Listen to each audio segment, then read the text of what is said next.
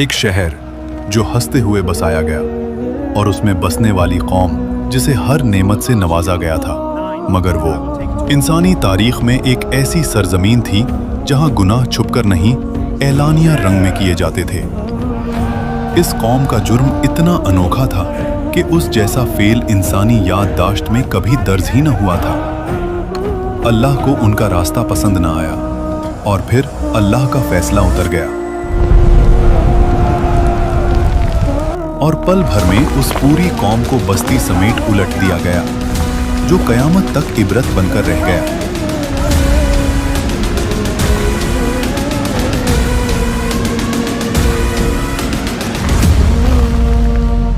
یہ قوم تھی قوم لوط، اور یہ بستا ہوا شہر تھا سادوم۔ آج کے جارڈن اور پیلسٹائن کے درمیان دو مشہور شہر واقع تھے، سادوم اور گمورہ۔ سادوم ایک ایسا شہر تھا جہاں زمین میں چشمے اور باغیچے دونوں موجود تھے۔ فصلیں اتنی مضبوط کہ لوگوں کو کبھی اندازہ ہی نہیں ہوا کہ یہ زمین بھی انکار سن سکتی ہے۔ کھجوروں کے گچھے نرم تھے، پھل بھرے ہوئے تھے اور زمین کے پانی میں مٹھاس تھی، لیکن ان کے دل زمین کی مٹھاس سے الٹ دھیرے دھیرے سختی میں ڈھلنے لگے۔ پہلے پہلے ان کے گناہ فرد تک تھے۔ تمہاری مسکراہٹ بہت خوبصورت ہے۔ پھر سردار مسکرا کر بولے، یہ نیا راستہ ہے، اس میں مزہ ہے۔ اور پھر لوگوں میں یہ شوق، عادت اور رویہ بن گیا۔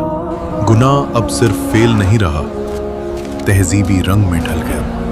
جہاں لوگ رات کے اندھیروں سے نکل کر کھلی بیٹھکوں میں اعلانیہ فیصلے کرتے اور اللہ کی بتائے ہوئے احکاموں کو بحث میں اڑا دیتے۔ دور ایک شہر بابل میں اللہ کے نبی حضرت ابراہیم علیہ السلام اور ان کے بھتیجے حضرت لوط علیہ السلام اللہ کا پیغام لوگوں تک پہنچاتے رہے۔ پھر اللہ کے حکم سے یہ ہجرت کر گئے۔ حضرت لوط علیہ السلام وہ پہلے انسان تھے جو ابراہیم علیہ السلام پر ایمان لائے تھے۔ مطلب یہ دونوں صرف رشتے سے نہیں، دین کے سفر سے بھی جڑے ہوئے تھے۔ قرآن کہتا ہے کہ اور ہم ان کو اور لوط علیہ السلام کو اس زمین کی طرف بچا کر لے گئے جس میں ہم نے ساری دنیا کے لیے برکت رکھی ہے۔ اس سے مراد شام کا علاقہ تھا، یعنی ابراہیم علیہ السلام اور لوط علیہ السلام اللہ کی رہنمائی میں شام کے قدیم شہروں میں آئے۔ ابراہیم علیہ السلام خود ایک شہر میں رک گئے اور لوط علیہ السلام کو اللہ نے ایک اور بستی کی طرف بھیج دیا جس کا نام تھا سادوم، جہاں انہیں نبی بنا کر لوگوں کی ہدایت کے لیے مقرر کر دیا۔ جب آپ اس شہر میں داخل ہوئے تو روشنی اور رنگوں سے بھری دنیا کے بیچ ان کے قلب میں عجیب سی کپکپی اتری۔ آنکھوں کے آگے تجارت کے کارواں، اونچے مکان، بازاروں میں عنبر اور ریشم کی خوشبو، کھیتوں میں لہراتی ہریالی، سب کچھ اللہ کی نعمتوں کی گواہی دے رہا تھا۔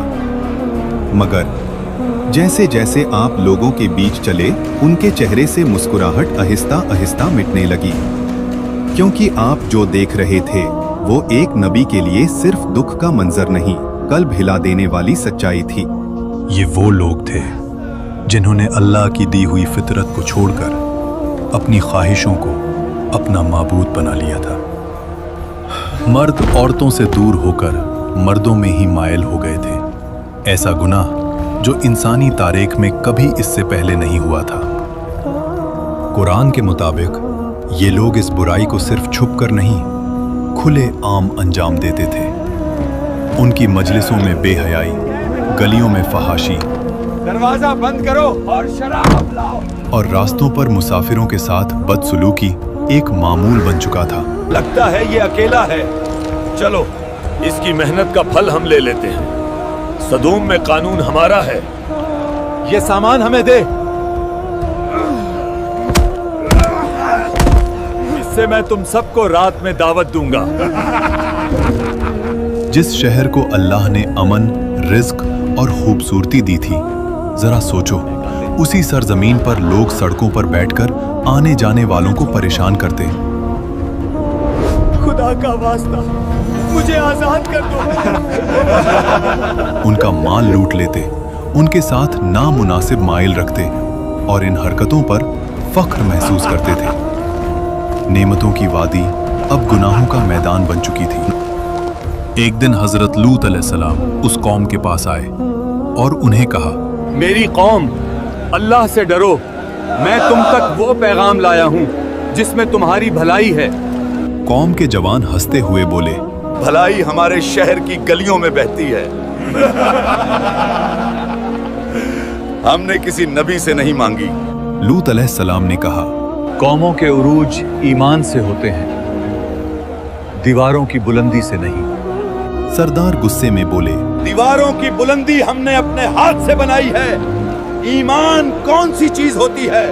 लूत अलैहिस्सलाम ने नर्म लहजे में कहा, जहां इंसानी फितरत खुद रौंद दी जाए, वहां शहरों की उम्र भी कम हो जाती है। कौम ने ताना मारकर कहा, ले आओ वो अजाब जिससे डराते हो। उन्हें लगता था कि अल्लाह की बात सिर्फ एक गुफ्तगू है, मगर उन्हें क्या पता कि अल्लाह की बात फैसला होती है।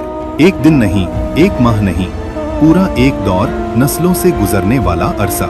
लूत अलैहिस्सलाम उन्हीं गलियों, उन्हीं बाजारों और उन्हीं लोगों के बीच खड़े होकर हर रोज एक ही सदा बुलंद करते रहे, अल्लाह से डरो, ये अमल फितरत के खिलाफ है।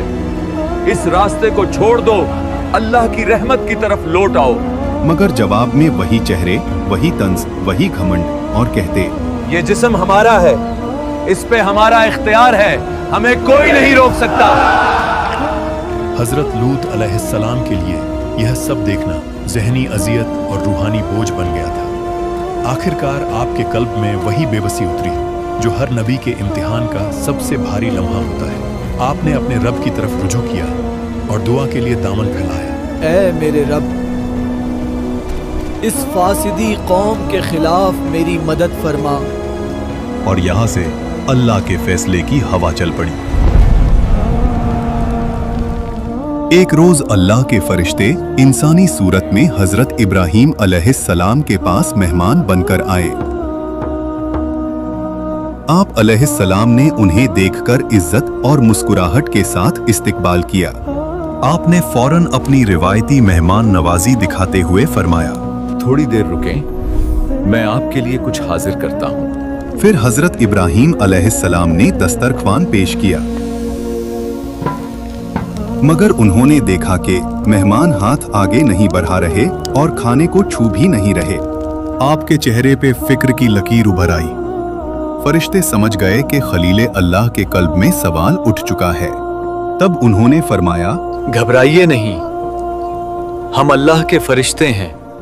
और साथ ही आप अलैहिस्सलाम को एक बेटे की खुशखबरी दी, हजरत इसहाक अलैहिस्सलाम के पैदा होने की बशारत। हजरत इब्राहीम अलैहिस्सलाम का दिल खुश हो गया और शुक्र की मुस्कुराहट लौट आई। खुशखबरी के बाद फरिश्तों ने अगला फैसला भी सुनाया। हम अब एक ऐसी बस्ती की तरफ जा रहे हैं जो हद से ज्यादा फसाद और बेहयाई में डूब चुकी है। वहां एक नबी तशरीफ फरमा है, हजरत लूत अलैहिस्सलाम, और हम उनकी कौम को तबाह करने भेजे गए हैं। हजरत इब्राहीम अलैहिस्सलाम जो रहम और शफकत का समंदर थे, आपने फरिश्तों से सिफारिश की कि शायद कोई रास्ता हिदायत का अभी भी बाकी हो, लेकिन अल्लाह का फैसला आसमान में लिखा जा चुका था। हिदायत की मोहलत पूरी हो चुकी थी और फरिश्ते वहां से निकल पड़े। वो हजरत लूत अलैहिस्सलाम के घर इंसानी शक्ल में और मेहमान बनकर गए। जैसे ही शहर में खबर फैली कि लूत अलैहिस्सलाम के घर मेहमान आए हैं, लूत के घर उसके मेहमान आए हैं, फौरन मेरे साथ आओ।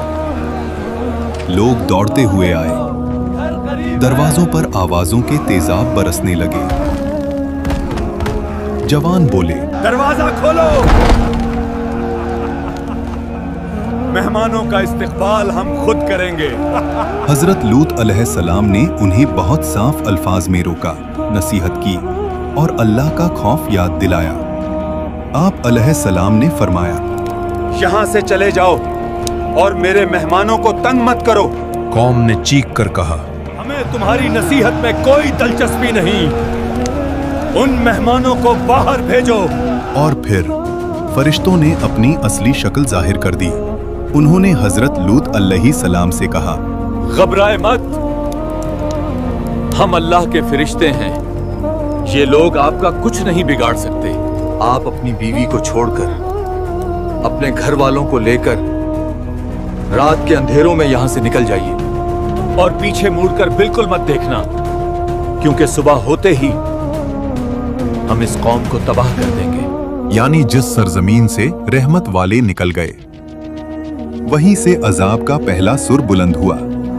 और फिर जब अल्लाह का हुक्म आया, जमीन लरजने लगी, घर पलटने लगे और आसमान से निशानदार पत्थर गिरने लगे। हर पत्थर अपना पता, अपना निशाना, अपना मुजरिम लेकर आया था।